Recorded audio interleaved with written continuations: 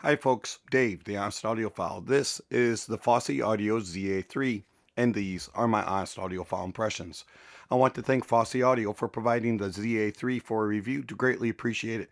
Fosi Audio, you rock. Alright, so the Fosi Audio ZA3, this will set you back $125 from your bank account. It is a speaker amplifier that can be run in both mono and stereo mode. The Fosi Audio ZA3 has a dual Texas Instrument TPA 3225 amp chips, SNR of 106 dB, Synad of 88 dB, dynamic range of 106 dB, THD of 0.005%, and it has a terminating impedance from 2 ohms to 8 ohms. Rated output power is in stereo mode 180 watts at 4 ohms, and in mono mode 240 watts at 4 ohms. Frequency response range of 20 hertz to 20 kilohertz. The Fosi Audio ZA3 is a very nice looking amplifier. It's black on the front with a copper volume knob. And then on the sides here, you have some venting with some copper that shows through. And then on the bottom side, you have a heat sink that is kind of grooved and kind of sits up from your desk and just looks really cool. On the front side here, you have a selector for RCA or XLR in. And then on the other side, you have a selector for mono and stereo mode. And then you have a multifunction volume knob. Pressing and holding it will turn on and off the device. On the back side, you have XLR in, RCA in, and then you have a subwoofer out, your binding posts, a 12-volt trigger, and your DC input. The ZA3 is very well laid out, nice and small, does not weigh very much, and will not take up much space on your desk. I was rather impressed at the size of it, and it also doesn't get very hot. Gets a subtle warmness to it, but does not get hot to the touch. It's very well vented and looks cool on the desk. The power supply that they provide is a 48 volt 5 amp power supply. It does take up a lot of space.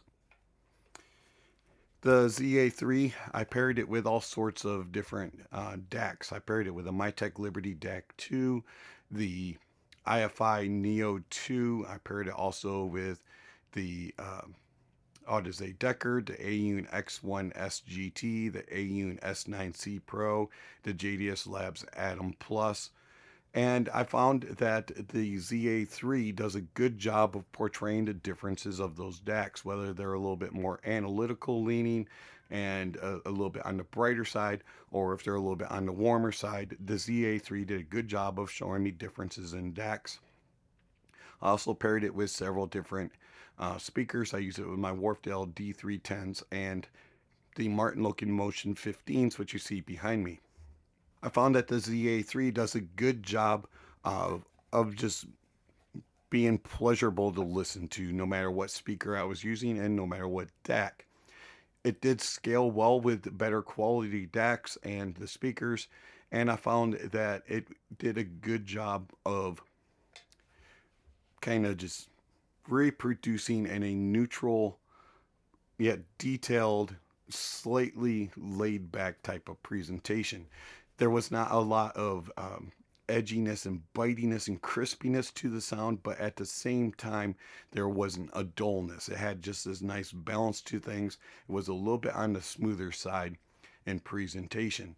Now, when I went up to the Mytek Liberty DAC 2, a little bit of that bite and a little bit of that crispiness came through. And so it did reveal the differences in the DACs. Also with the AUN S9C Pro, I noticed that there was more of a bite than there was with some of the lower budget quality DACs that I was using.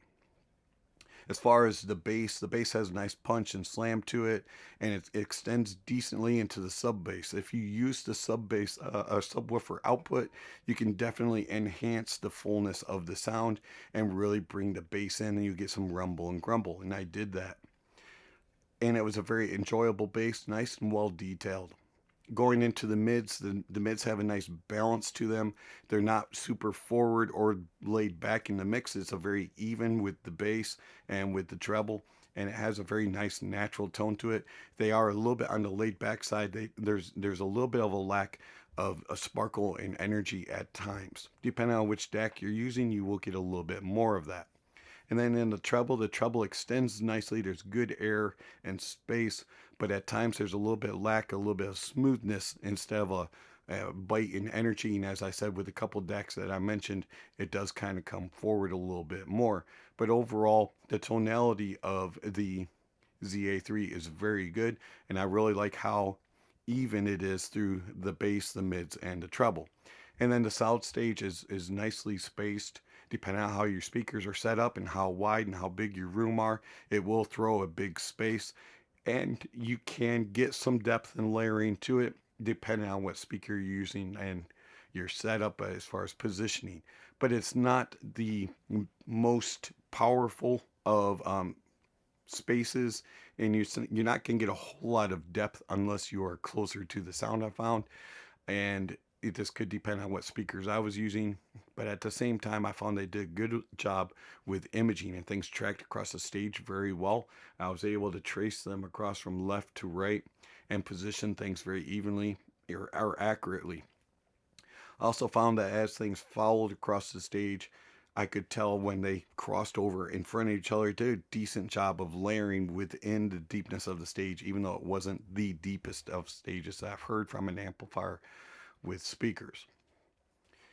Detail retrieval and resolution was good. Again, that depends on the DAC, and I found that it did scale with the different DACs that I used. Same thing with tone and timbre. I found that it was a very accurate and true and very neutral, and it depended on the way that the DAC performed. And I found that the ZA3 is a very capable speaker amp at $125. And the nice thing is you can run it in stereo or mono. Now, I did not have two of them, so I could not run it in mono mode. But in stereo mode, I was very impressed.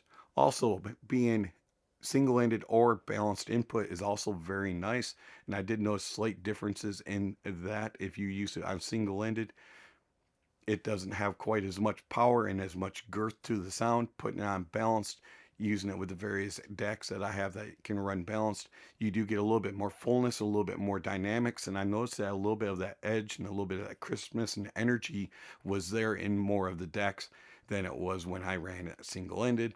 So I recommend using the ZA3 on balanced input. Also, if you have a DAC that has a variable output, that kind of helps to boost the ZA3 also with power.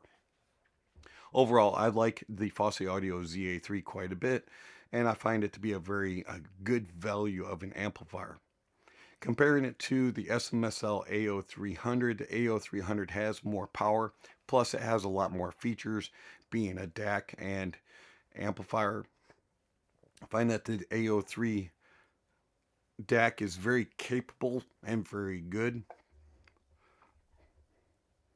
And I find that the AO3 has this overall presence about it where it's a little bit more full and a little bit more natural sounding, and has a little bit more bite energy and just sparkle overall throughout. Also has a little bit deeper of a throw, and you can look into the stage a little bit better.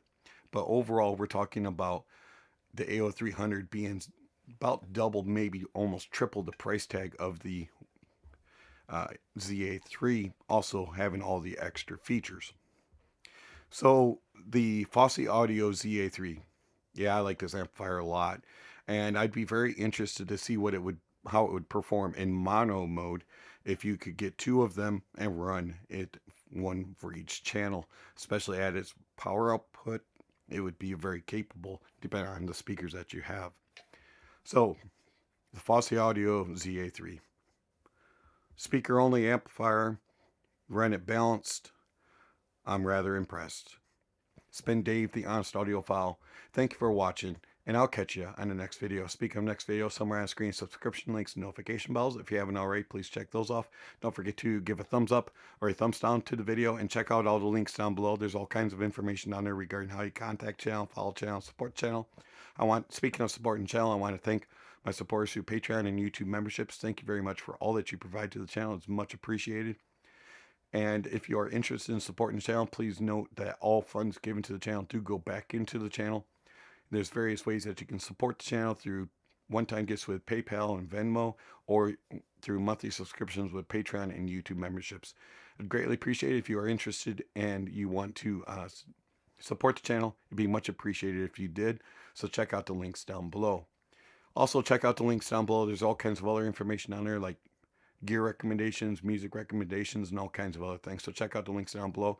And lastly, don't forget to enjoy the music, and that honesty is the best policy.